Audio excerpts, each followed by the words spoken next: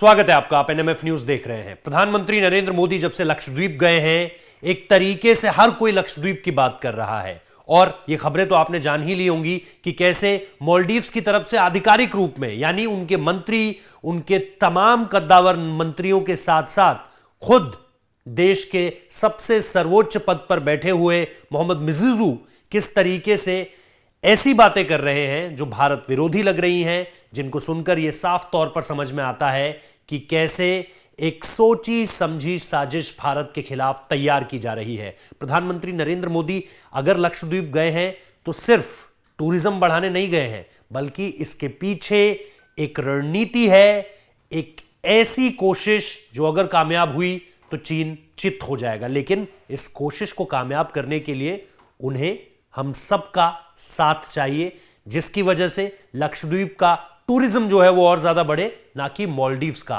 क्योंकि मालदीव्स ने कैसे हमारी एक कोशिश के बाद जहर उगलना शुरू कर दिया है, वो आप निश्चित तौर पर देख रहे हैं। जाहिर तौर पर हम बेहतर हो सकते हैं, बेहतर कर सकते हैं, और अभी हमें बहुत अपने जो हमारी मरीन लाइफ है उसको बहुत बेहतर करने की, जो मरीन लाइफ से मेरा मतलब यह है कि मैं सिर्फ समुद्री जीवों की बात नहीं कर रहा हूं, बल्कि जो मरीन टूरिज्म है या फिर जो सी साइड टूरिज्म है उसको बेहतर करने की आवश्यकता है। लेकिन कोशिश हम ही को करनी पड़ेगी।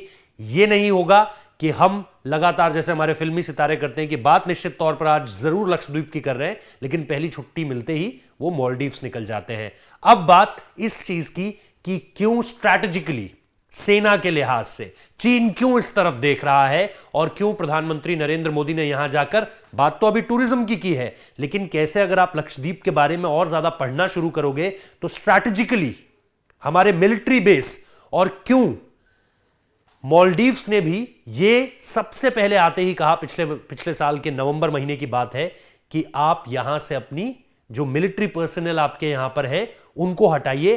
कल यानी 8 तारीख को जो मालदीव्स की तरफ से एक तरीके से, पूरी तरीके से अगर आप देखोगे तो उनके प्रेसिडेंट चाइना जा रहे हैं 4 दिन की विजिट पर। वो टर्की जा चुके हैं और उनकी जो अगली यात्रा है वो चाइना के लिए होने वाली है। तो अब यह समझना और ज्यादा इंटरेस्टिंग हो जाता है कि कैसे आप इस कोशिश को आगे बढ़ा रहे हो। सबसे पहले तो जरा अगर हम नक्शे को देखें तो लक्षद्वीप से मालदीव्स की दूरी कोई बहुत ज्यादा दूर नहीं है, और ये जो स्ट्रैटेजिकली एक इंपॉर्टेंट पॉइंट है, यहां पर इंडिया अपना बेस क्यों बेहतर करना चाहता है उसको जरा ध्यान से समझिएगा।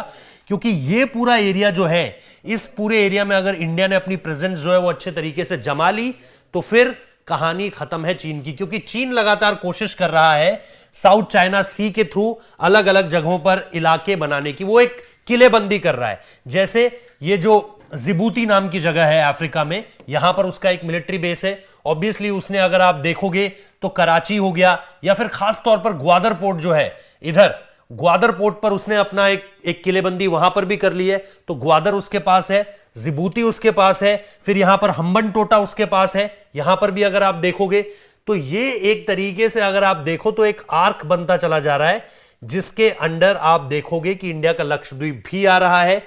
और सबसे बड़ी बात यह है कि यहां पर भी अगर आप रंगून की तरफ भी जाओगे, म्यांमार की तरफ, तो यहां पर भी चीन कोशिश कर रहा है ज्यादा से ज्यादा आइलैंड्स लीज में लेने की।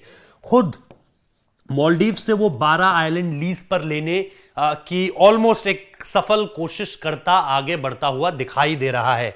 तो अगर आप इस सारी की सारी चीज को समझोगे कि जिबूती, ग्वादर, हम्बन टोटा, रंगून और इन सारे के सारे इलाकों पे अगर चाइना अपने मिलिट्री बेसिस या छोटी छोटी टुकड़ियां भी तैनात कर रहा है, तो कैसे वो भारत को घेरने की कोशिश कर रहा है।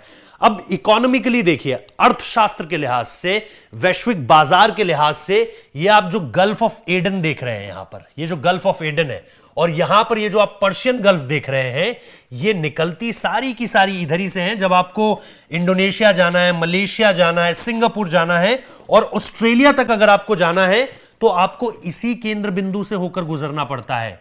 तो इसीलिए अगर चाइना यहां पर मालदीव्स में आकर इस हिस्से को कंट्रोल में ले लेता है अपने, एक बार फिर से आपको बता देता हूं, अगर चाइना इसको, खासतौर पर गल्फ ऑफ एडन और पर्शियन गल्फ को अपने कब्जे में कर लेता है, क्योंकि ये जो रूट है वो यहीं आकर सबमर्ज होता है, सब यहीं से निकलते हैं। कहा यह जाता है कि ये जो नॉर्मल रूट है, यहां से 1 मिनट में 12 शिप्स निकलते हैं।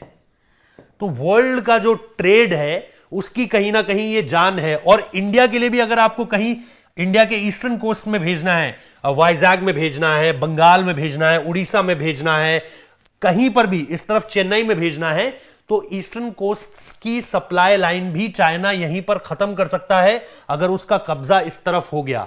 और भारतीय सरकार ने खासतौर पर, क्योंकि आपको 26/11 के अटैक से याद होंगे, उस वक्त पर हमारी जो मैरीटाइम बाउंड्रीज हुआ करती थी वो इतनी ज्यादा सिक्योर नहीं हुआ करती थी, इसीलिए यहां से आए और घुस गए 26/11 जो आपको याद है।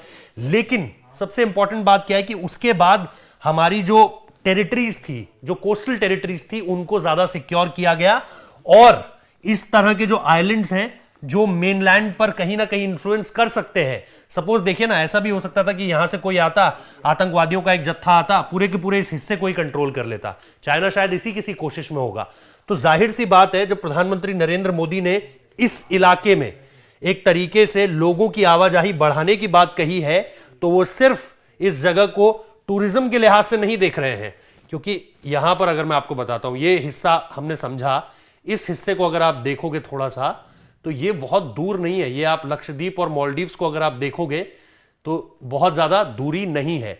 और इसीलिए ये हिस्सा टेरिटरी अगर आप देखोगे वो बहुत ज्यादा इंपॉर्टेंट हो जाती है, क्योंकि इस एरिया को आपको कंट्रोल करना है। ये जो एरिया है ना, ये कंट्रोल करना है, क्योंकि चाहे गल्फ ऑफ एडन से हो, यहां से चीजें निकलेंगी, ऊपर से आएंगी, पर्शियन गल्फ से आएंगी, इधर से चीजें निकलेंगी। तो ये जो कॉरिडोर है ना, और ये स्ट्रेट ऑफ मलक्का की तरफ जो जाएगा, वो चीज आप रोक सकते हो।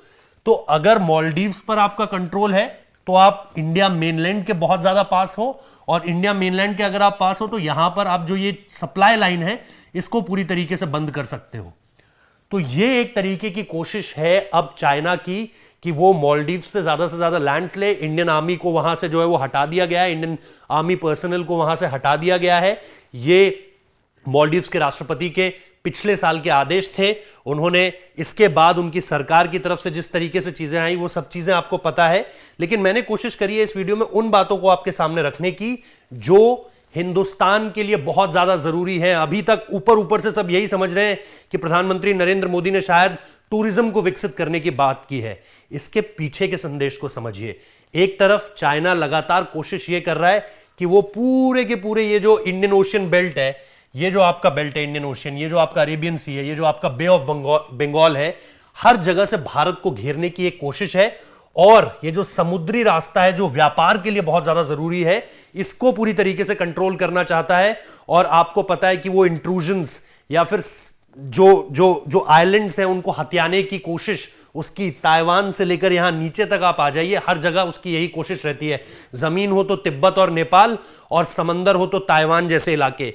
तो इस कोशिश को खत्म करने का एक जो रास्ता है वो लक्षद्वीप से होकर निकलेगा, जहां प्रधानमंत्री नरेंद्र मोदी सिर्फ समंदर के किनारे, जो विपक्ष आरोप भी लगा रहा है कि छुट्टियां मनाने गए थे, अगर थोड़ी सी भी समझ होती तो ये जानते। लेकिन समझ से परे उनको तो चाइना के साथ अलग बैठकर मीटिंग्स करनी है, वहां पर गलभैयां करनी है।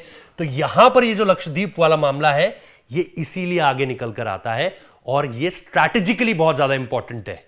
तो अगर आप ये सोच रहे हैं कि घूमकर पैसा क्यों बर्बाद करना है, तो दूसरी तरह से सोचिए कि ये भारत की संप्रभुता और हमारी अखंडता के लिए कितना ज्यादा जरूरी है। That's the catch behind that. I hope आपको ये वीडियो पसंद आया होगा।